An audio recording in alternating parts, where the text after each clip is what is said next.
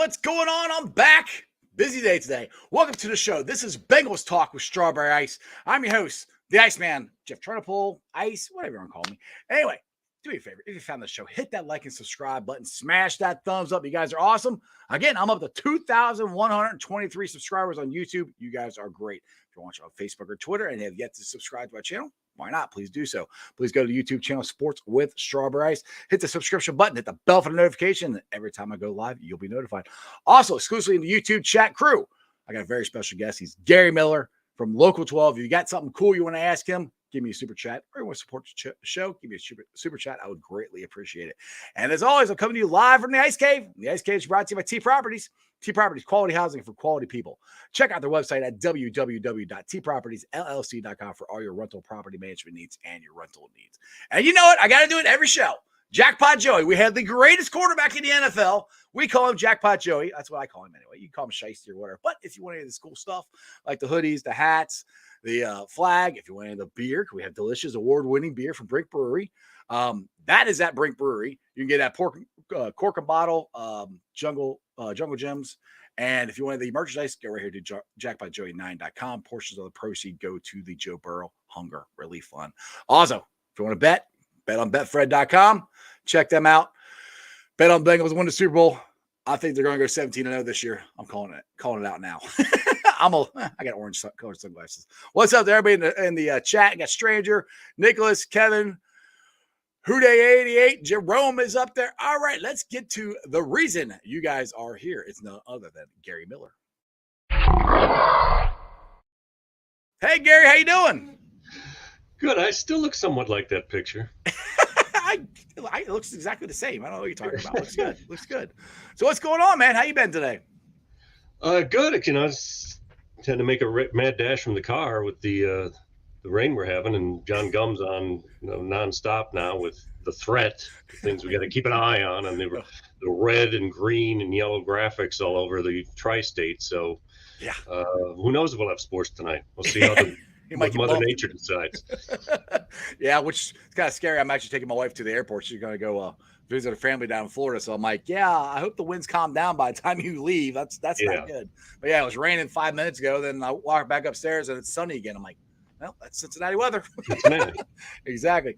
All right, Gary. So everybody here locally knows you, and I know people who are watching this that are from Cincinnati recognize you from ESPN and stuff. Just give us a background about how you got started in sports broadcasting and just your story of your career. Well, you know, it's funny because my son is a senior at Wyoming, and telling him, and you know, he's not very directed at the moment in what he wants to do, how he wants to do it, where he's going to go, etc. So I had to relay the story in one of our more heated conversations about how that's a good way to put it. The discussion.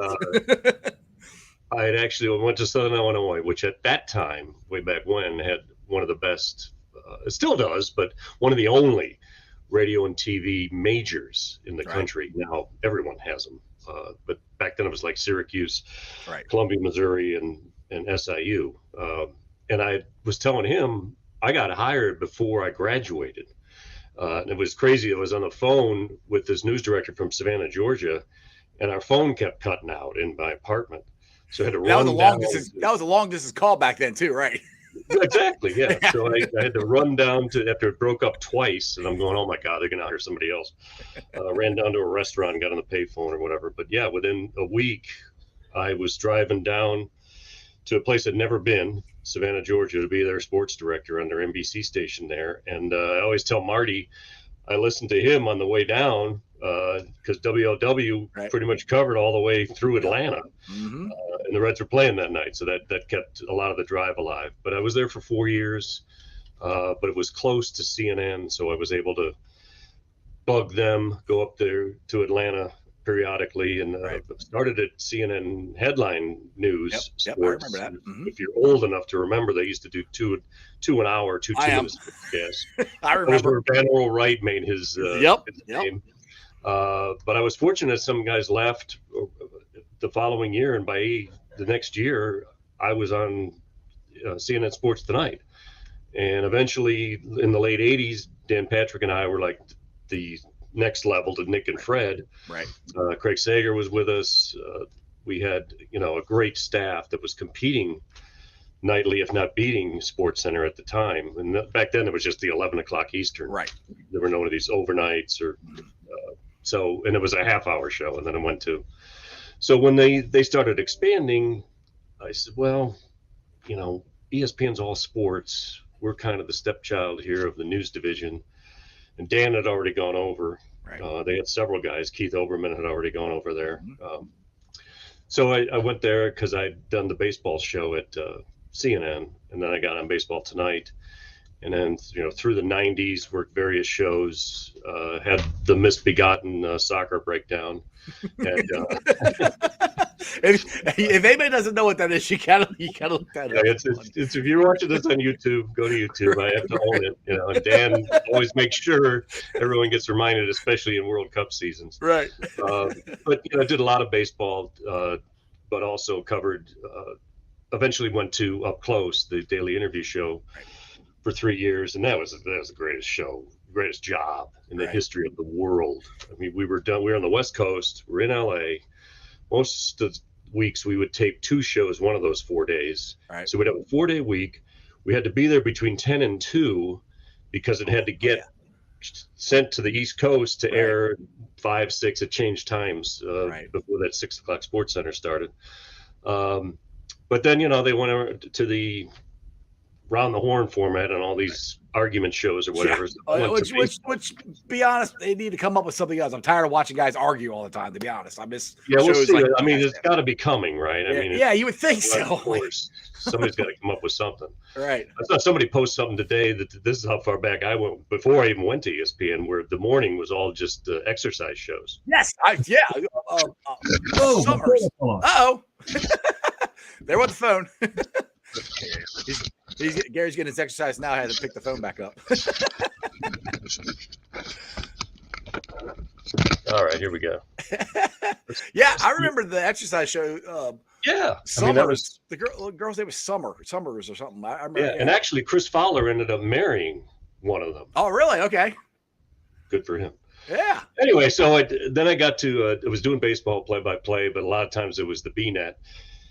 Because we had John and Joe and whatever. So and then I got to Sunday Night Baseball. They said, well, we're kind of wasting this guy on these, regional games. Right. So that's when they started creating the guy in the crowd. Yeah. So I did that on Sunday Night Baseball, Monday Night Baseball. And then in 2006, KCAL, KCBS in Los Angeles got the Dodgers. So I went over to them, did that. They also had the Lakers. And then near the end of probably about 2015, 2016 is when they started their own channels. First the Lakers and then the Dodgers. Right. So now there wasn't this, built-in ownership of play-by-play. And I didn't do play-by-play, but, the studio rap shows. I did a studio show with Eric Karros before all the Dodger games. We had about 40 or 50 games a year, plus that station forever had carried every road Laker game. Is that when Charlie Steiner went over? Because he do the play-by-play? Charlie did, for radio. Yeah. Okay. Yeah. So and then because that piece of that puzzle went away. Right. In general, the industry, especially in local news and sports, especially sports, is shrinking. So I looked into all kinds of things, from teaching to going to NFL Network, or I knew guys that had gone over to MLB from our operation at ESPN. Right. But because I had family here, and because both my parents had come here when they couldn't live on their own anymore down in Florida, I had been here a lot over the years and missed my mom by 1 year. She passed in 2016. I got here in 2017. And we've been the Bengals station. So within the first week, similar to when I got hired out of college, within the first week, I'm doing the Bengals special. We're sitting down and that was Joe Mixon's rookie year. Yep. So it was, it's been kind of a whirlwind. Yeah. And what not in 2017, but once we got Jackpot Joey, what a time to cover the Bengals. I mean, we are in, I call it the golden age of the Bengals, because I know Ken Anderson should be in the Hall of Fame. Boomer Esiason was a great quarterback, but Jackpot Joey, in my opinion, has a chance. Maybe he's already there as the best quarterback the Bengals have ever had. What's it like covering Joe? Interesting. I think Boomer would agree with you. I'm pretty sure Ken Anderson would, but that was, that's a different era. And I kind of agree with guys. Like we have this sort of argument now about LeBron and Michael Jordan, and that you can't really compare eras. I think Charles Barkley said that best because the game is totally different. Right. And now the game's about to change again dramatically in baseball, but even in football, the coverage rules, what you can do to the quarterback. Now can't they're do anything to incredibly protected. Right. But Joe's an interesting case because he's almost like two different people. Because the guy's got a lot of charisma and personality because of the people he hangs out with, because of the little bit that he shares sometimes. But if you've ever seen the half hour he does every week with Colin Cowherd, Colin asks him a lot of the same things, but in an elongated form and trying to get more out of him about trips to Vegas or whatever. And it's still pretty much the same. Joe is. Don't say a whole lot. I'm not sure who counseled him. But, they did a good job, but he. It's basically about the team and about football. He doesn't want to give a lot of even though he does a lot of charity work and foundation work, he doesn't share a lot of that with the media. But you watch him, how he shows up to news conferences. I'll see him in the locker room it looks like pajamas he's wearing half the time. But he's right in there with the guys playing cards, playing ping pong. Yep. So he's definitely one of the boys. But I think he understands the role of I'm the leader of this team. I'm kind of the mouthpiece of this team. And he plays it pretty straight, at least to the general media. Like last year, the only access that he had was that webcast that he did in June or July until he'd start, I'm sure, getting paid for his Colin Cowherd appearances on volume. Right, I'm sure. Yeah, that was that Full Sail? Because I remember after because I go down to practice a lot and I'll watch it from the bridge or whatever, and I'll go down and meet him or whatever as they're walking to practice or from practice. Well, he's coming back from practices after he did the video cast with Full Scale, and I had my card and everything. I was ready to go because he said he's bored. And I said, Joe, hey, if you're ever bored again, you want to come on a local podcast, And Gary, I felt like I was that close. He's like almost reached out. He goes, you got a podcast? I was like, yeah, because I'm there a lot and I always wear Jack by Joey, so he somewhat knows who I am or recognize me. And you got a podcast? I'm like, yeah. I said it's Bengals Talk with Strawberry Ice. He goes, and he's like almost reaching. I'm like, nah. I'm like, you sure? He's like, nah. I'm like, all right, well, if you're bored, you hook me up. I was like, oh, I was that close. I was like, oh, but anyway, but yeah. But when part of the problem with that is, and that's why I don't know, he chose those guys, that shows you kind of what Joe's mentality is. He chose the guys he did it with. He didn't do it like with Jim Gray or whatever. And like I said, he's getting remunerated for the stuff he's doing with Cowherd. But I think Joe feels like if he did it with you, then he's going to have to do, how can he say I'll do it with this station, but I won't do it with somebody else. So I think that's part of it too. But like I said, I asked him in December, I think was because he's doing this thing with some of the fellow athletes, including Hubbard, of the farm relief in Ottawa. Yes. And I asked him during a general news conference, what can you tell us about that? How'd you get involved? And he wouldn't talk about it. He said, let's just talk football. See, that's where to me later in the locker room and said, I'm sorry, I wasn't ready. The answer I would have given you would have been bad. And, but I still haven't seen him really discuss it. Now he's got another venture he's involved in, the volleyball. What's the volleyball? I don't know about that one. He's in the women's volleyball league, professional volleyball league. And again, Joe Burrow is? In conjunction with other athletes. I think he's got like 10%. Really? Oh, yeah. I didn't find out something new on the show. I didn't even know that. Well, one thing I'll roll back to how Joe answers questions and stuff, and I think this is where the Tom Brady comparison comes in, because now Tom's opened up a lot more since he got to Tampa Bay. But when he was in New England, it was all ball. You never wavered from it at all. And that's where and also Joe's play on the field, obviously, but the demeanor that he has, it reminds me a lot of Tom Brady, because I respect the hell out of Tom Brady. I know people are gonna hate this, but every time it was a Super Bowl, I rooted for him because I just respected him. I played the Bengals, of course, I'm rooting against them, but that's where I think a lot of the comparison comes from, along with the play. I think that's I don't know if that's thought about model or not. I wouldn't be surprised if it was. Right. But, and the other thing that's interesting with that comparison is you have the all-time worst head coach in that New England situation who will give you absolutely nothing, no matter how you ask it. And here we have Joe, who's a little bit more outgoing than Tom Brady was early in his career. Yeah. But we have a coach who is probably the top that I've ever dealt with. And I've dealt with almost all of them in every sport, as far as giving of himself, revealing, giving time, giving honest answers, telling true feelings as opposed to just all football talk. So Zach and Joe is an interesting combination.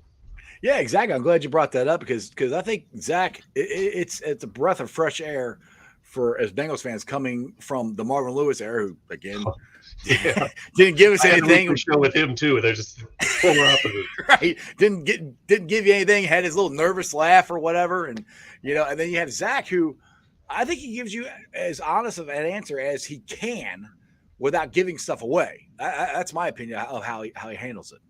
Exactly. Yeah, he's a little guarded. It's funny because he'll, they have like every NFL team this stuff where you're not allowed, and you could do it from the bridge. So I don't understand why they limit us to like 10 or 15 minutes. Oh no, I can't video anything from the bridge anymore. Or they won't let you. No, they stopped that.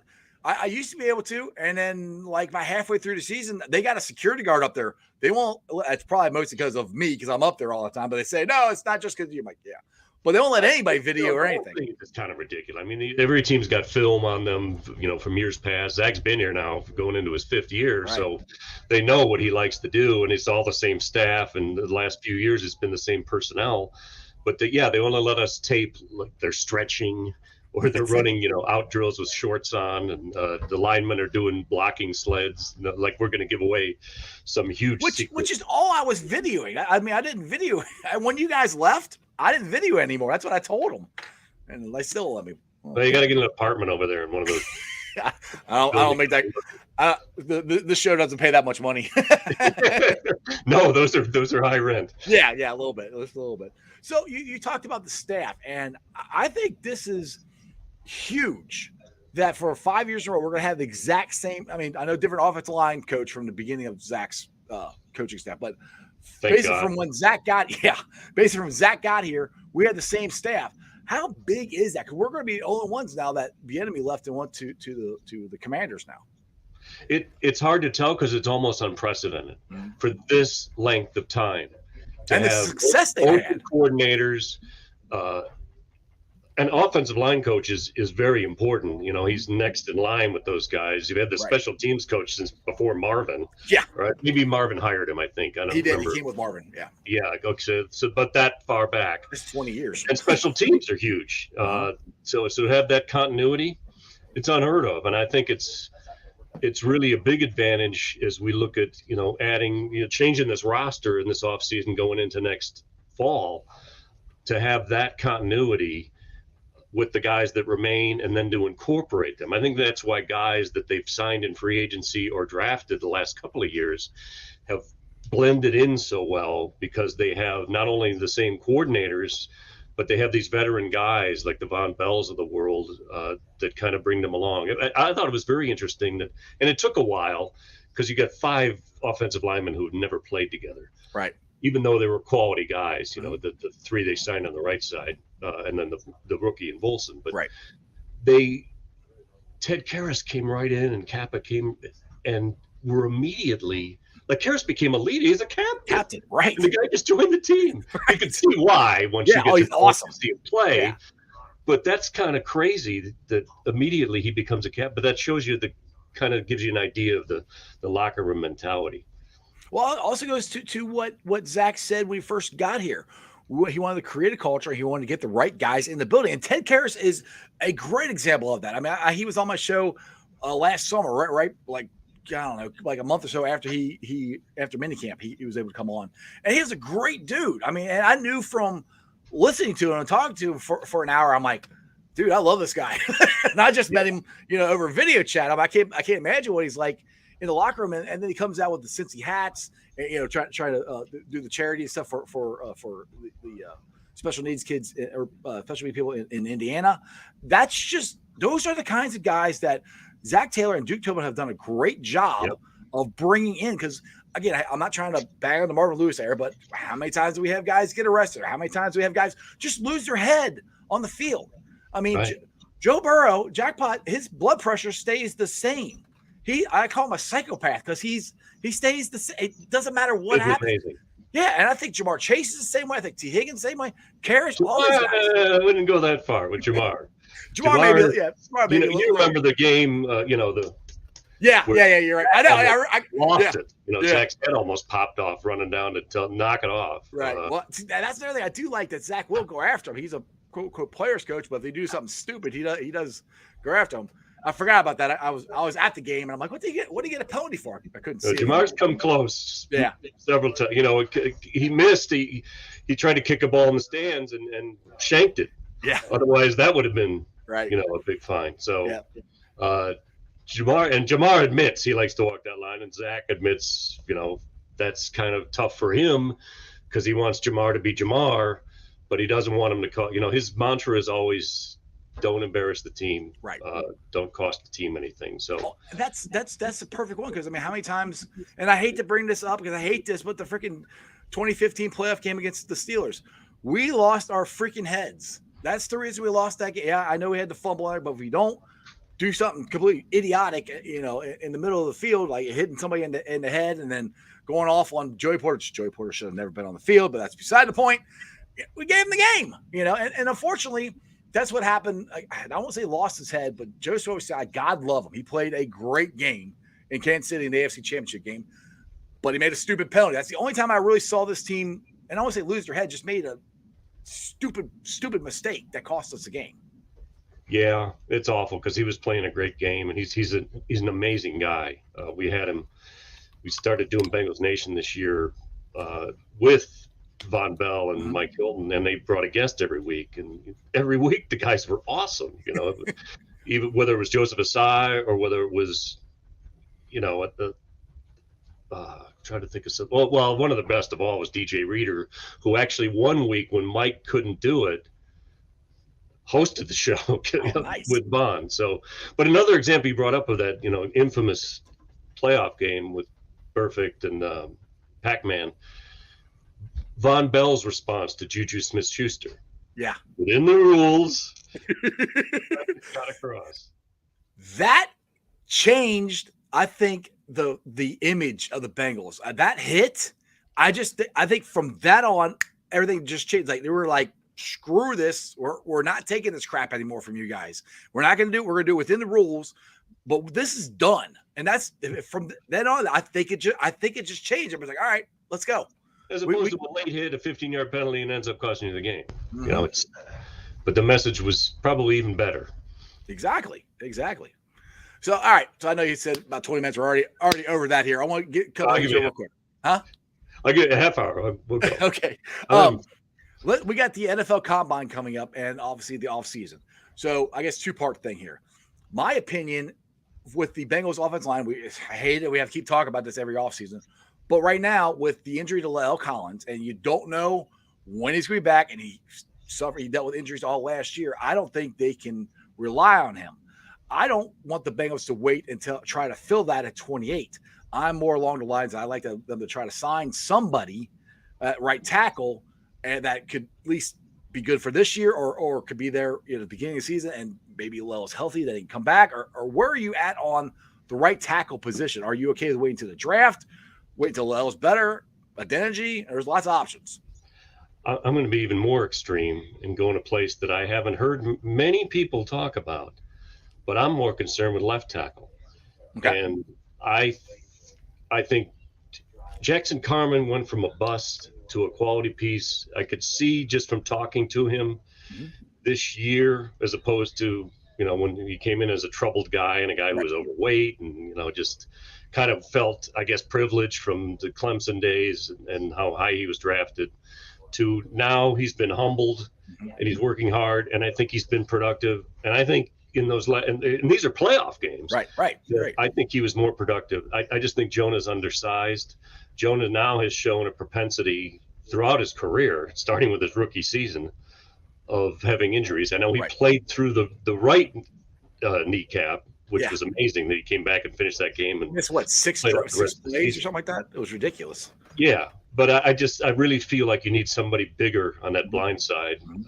Somebody like Collins, but again, he's got an injury history now that Right. builds up, and you're not going to get 17 games out of him, even if he passes his physical and is ready. I think he's been a good addition. I think he's been a good locker room addition, definitely. But as far as performance, not so much. So my radical decision would be test Jonah at right tackle, maybe go for a left tackle, because I just don't feel like he's strong enough. I mean, I think he allowed the most sacks in the league at that position.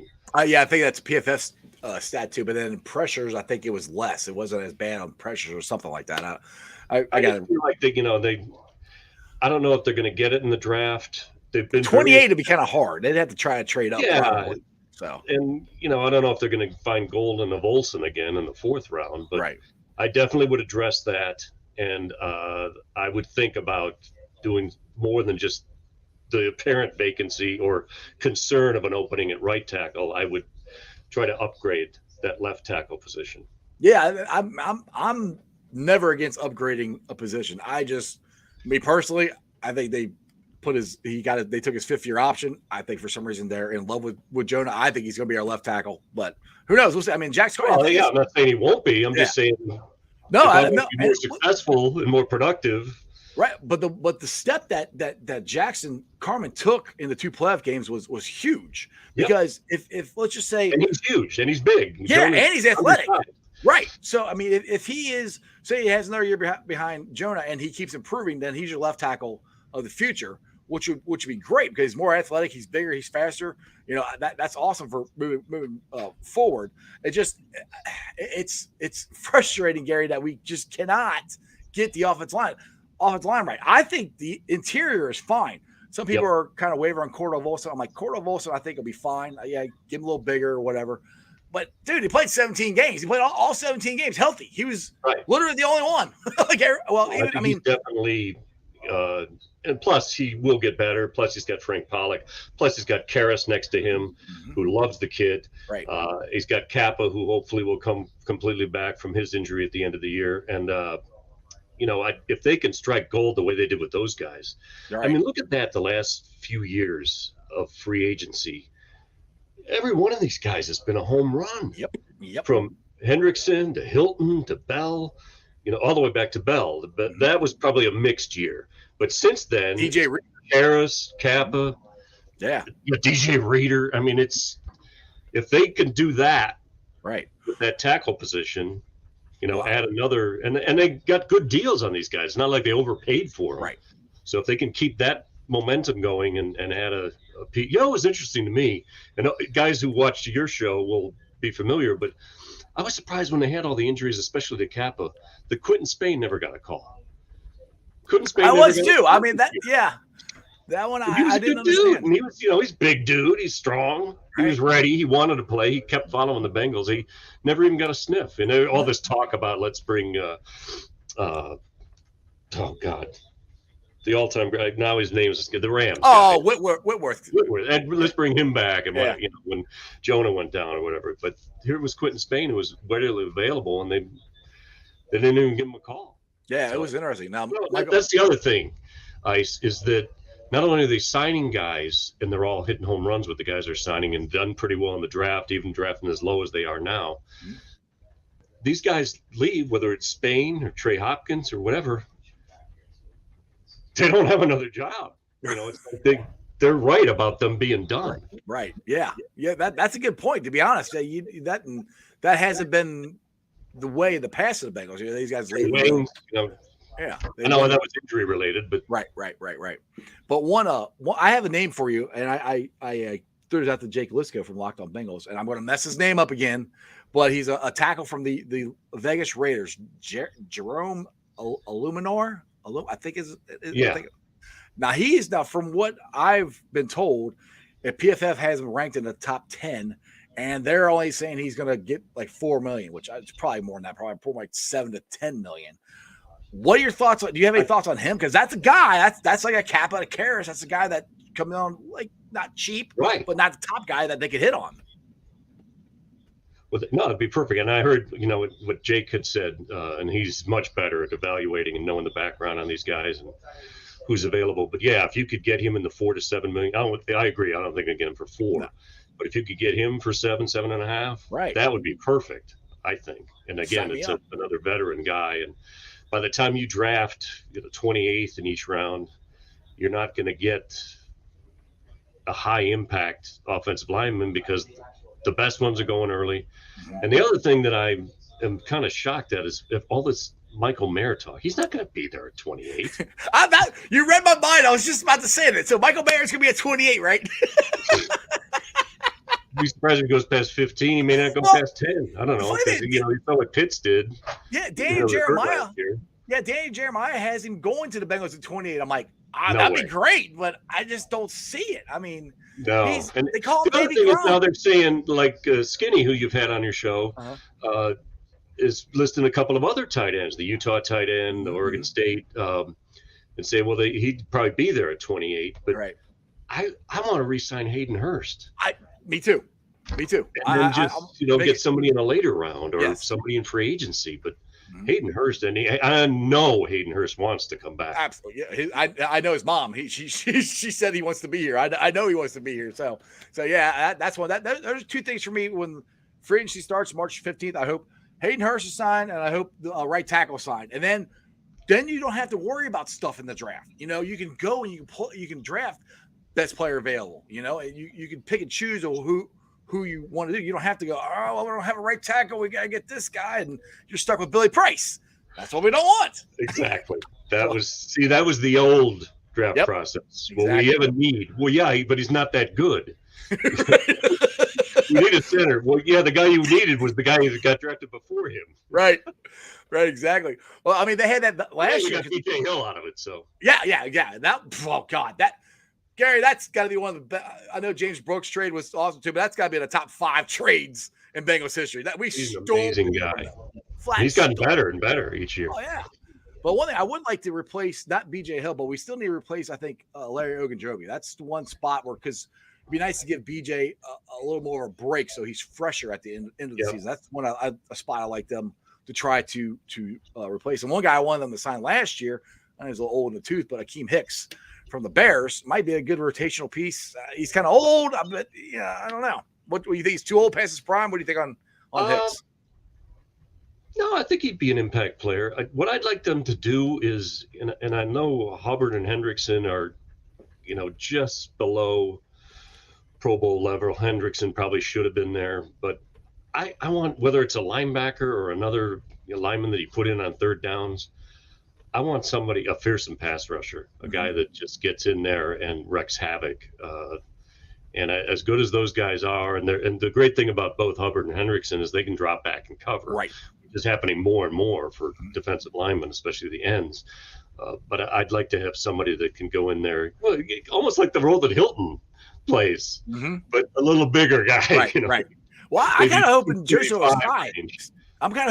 Osai steps up, because the second half of the season, especially the Chiefs game. Yeah, no, I agree. I think he's got the potential. And he lost the year. He had that great camp, and then lost the whole year last year. And then he's really come along and developed. And again, that's where we get back to the continuity in the coaching staff and the guys that you saw what BJ Hill did after the AFC Championship game. You could see how much they love this guy. Yeah, that right there is the culture of this team. I keep going back to that, but he's standing there with Joseph Osai, got his back, saying, "That's a stupid question. Don't answer that one," or whatever he was saying. I was there when it happened. Yeah, he was looking like, y'all better be nice to my boy, okay? BJ's a big dude. I wouldn't want to mess with him. All right. Well, Gary, you've been on for 35 minutes. I can keep talking to you for an hour. I appreciate you coming on the show. Tell everybody, I know you got Local 12 and you got the Bengals show. What do you have coming on? We got the Reds coming on this year, which is going to be whatever. It's the Reds. I was just out there. It's been a few. We tried to cram through the whole roster into 3 days in Goodyear. But we got some cool stuff coming up.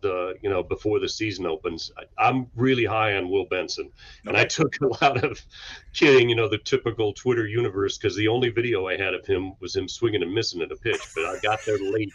That was the day we arrived from here. Okay. So we landed late, and then by the time I got to that first workout on Monday, all the video I could get was on my phone, and he had 2 pitches that were up and in, and then the one. So it was just kind of show his swing, and everyone was tweeting replies of, "Oh yeah, That's he my fit Twitter at right all. in," but he's a great kid, and he had a line drive against Cleveland in that opening game. I think they have a void in center field, and I think if he's able to make contact, 6'6", 225, 230, they need a power bat.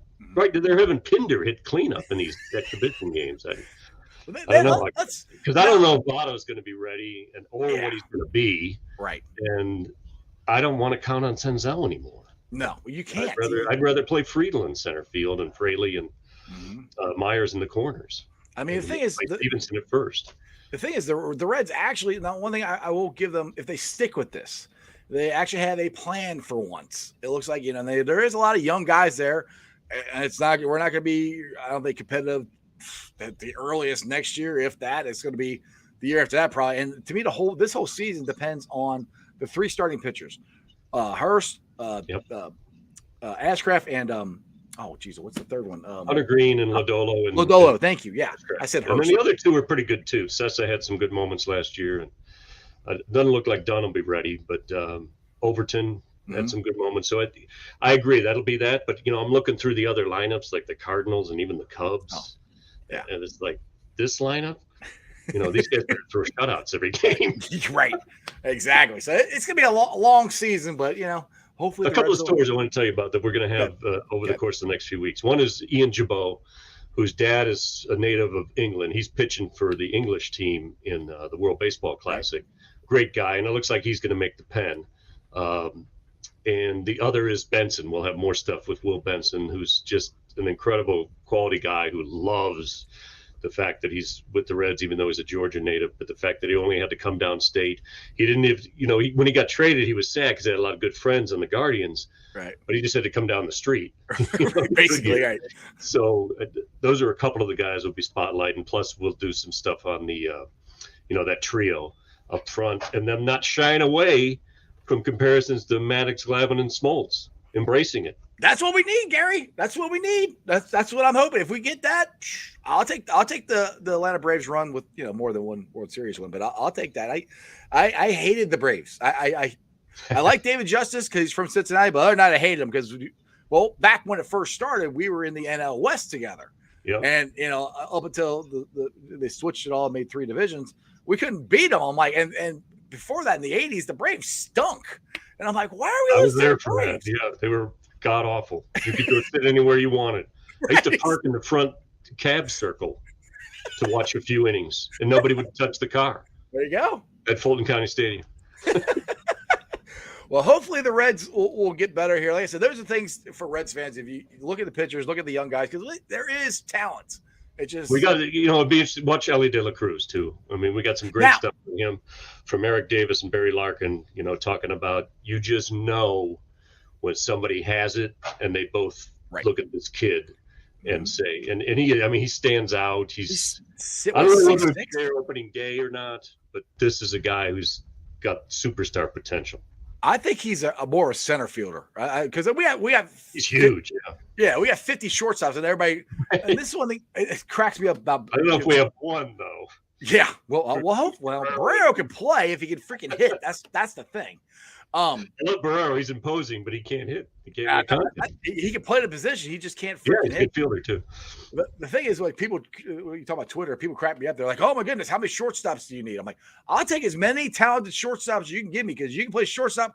You can play anywhere. I'll put you first base, center field, wherever, second base. So that's not a problem. Senzel was always an infielder. So right, exactly. So I mean, if it's hitting, they gotta be able to come up here, and the Reds cannot. If they're not ready, don't push them. Keep them down there. Let them cook in the minor leagues and get better. So it's going to be interesting. Those are things for Reds season to look at, that there is sign. Hopefully by the end of the season, they're like, all right, pitching staff did better. This kid stepped up. We'll see. Oh, anyway, one more thing. Tonight, we'll have one more baseball on your Bengals. No, you're good, man. Good. The kid from NKU who did the Fernando Tatis two Grand Slams. Yep. We're going to talk to him right about now, actually, and talked about being on Sports Center and what kind of talk about social media, what kind of Right. reaction he's gotten to continue that story that's become this national story, and rightfully so. It's insane that would happen. That's ridiculous. Well, he hit for the cycle too, Gary. Right. Right. He hit 2 grand slams. Weren't they in the same inning? What's that? The mercy rule should have been the first inning. Right. Well, the 2 grand slams were in the first inning, weren't they? The same inning, weren't they? Yeah. No, 2 grand slams in the first inning. They hit for the cycle. That's a career. You might as well just go, I'm done. Can't get any better than that. Anyway, Gary, I appreciate you, man. This has been a lot of fun. We'll have to do this again sometime. Oh, glad to. Good to be in the ice cage. It's cold down here, so I'm wearing a hoodie. Take it easy, Gary. Okay, anytime. All right, guys. I hope you enjoyed that as much as I did. Gary Miller is a great dude. Go follow him on Twitter. Go watch him on Local 12. And go there. They have the Bengals show. I'm going to have to ask him. I think it's every Wednesday night because I always want to go, but I'm doing my own show. And by the time I get off the air and get over there, they're almost done. So I've never been able to get down there. So we did a little Red Sox. Yeah, I'll do some Red Sox on my Bengal show. I don't care. It doesn't matter to me. Anyway, this show number 2 is down. So to let everybody know, I'm normally on at 5:30. I'll be on at 7 tonight because I have Ken Riley II on. Bengals captain's going to be on with me. And we're going to be talking about Ken Riley II, talking about his dad, the Hall of Fame, all that stuff. It's going to be a lot of fun. So if you missed earlier today, I had a show with Jake Lisco. It's on the channel, also on the podcast. I got this one. It'll be on the podcast here later on. And then 7 o'clock tonight is Ken Riley II. So busy day. Let's get to the Facebook groups that let me live stream. And it's always, I appreciate every single one of them. They are Houday Nation, Houday Legion, Bearcat Ruckus, Radical Reds, the Ohio State Bucknuts, the Ice Bar. And they can follow me on all my social media platforms, all under Strawberry Ice. I'm on Instagram, Twitter, and TikTok. Twitter handle is at Jeff A. Trinipole. TikTok is at Iceman90. Like I said, I'll be pulling the sign off later on. Put it on the podcast. It's on BeanPod, Apple, iTunes, Spotify, Google, Stitcher Play, pretty much wherever you get your podcast. Please make sure you rate, like, and review. Give me a 5-star review if you're still listening to on the podcast. I appreciate you guys. If you're still watching the show, I appreciate you. YouTubers, we're at 2,123 subscribers. Again, that is awesome. Again, I say this every show, but it's the God's honest truth. If you guys didn't watch, if you guys don't subscribe, guys like Gary Miller, Jake Lisco, and give me the time of day. So I appreciate you guys from the bottom of my heart, supporting the show, watching the show, and telling your friends about it. Other than that, I'll see you at 7 o'clock tonight with Ken Riley II and Bengals captain. You ready? That's just sports, baby. See ya!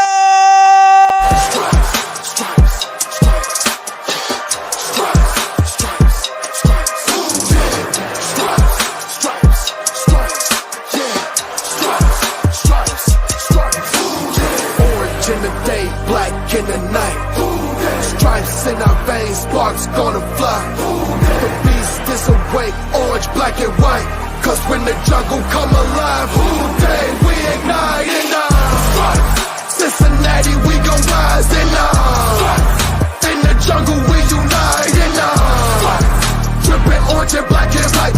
Day when we fight, live and die in these stripes. Wake up the beast, everything day is a feast. Time to bust it off the leash. In the jungle, dripping heat. Tigers strike the city streets. East side, stand up. West side, stand up. If you reppin' Houday, time to put your hands up. Bengal stripes, we in it. New day, new age, yeah, we get it. Cincinnati, jungle fitted. Houday in our house, we win it. Orange and black and white, we build it. Earn our stripes, you know we kill it. Bleed our colors, jungle dripping. Nasty, natty, yeah, we live it. Lit the crowd, get the city loud. Yeah, we feasting now. Fit the bounce, make the city howl. Now we beastin' now. Thunder through the tunnel from the sideline to the huddle. Stripes we tatted on the jungle when we flex that Houday muscle on them.